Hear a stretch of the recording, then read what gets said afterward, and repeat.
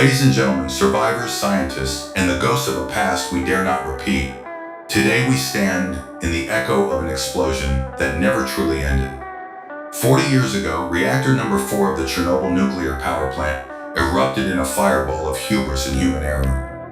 It wasn't just concrete and steel that shattered that night. It was trust. Trust in systems that promised safety, trust in leaders who whispered reassurances while Geiger counters screamed betrayal. The Soviet Union hid the truth like a child hiding broken glass behind their back. But radiation doesn't respect borders or propaganda. It crept into the lungs of firefighters who ran toward hell without knowing.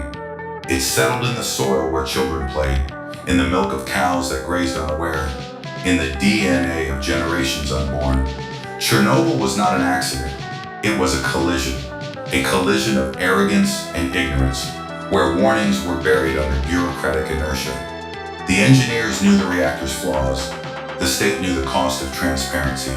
And so for days, the world breathed poison, while May Day parades danced under radioactive snow. But today, we do not gather just to mourn. We gather to remember the other legacy of Chernobyl, the one written in the hands of liquidators who shoveled graphite off the roof with no protection but duty. The doctors who mapped disasters on trembling skin.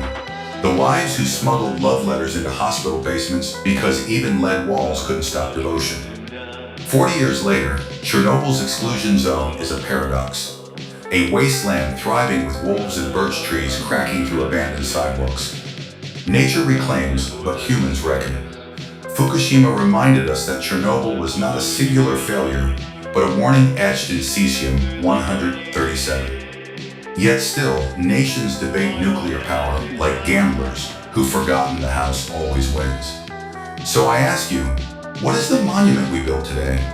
Not just steel sarcophagi or plaques with names, but vigilance. The courage to demand accountability when shortcuts whisper.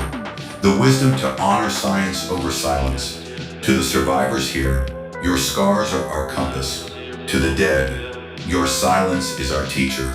And to the world listening, Chernobyl's lesson is not fear progress, but respect consequence. The reactor is entombed, but the story isn't. Because every time a leader chooses secrecy over safety, every time an engineer is pressured to ignore a warning, the ghost of reactor number 4 flickers back to life. 40 years later, the question remains, will we listen? Thank you.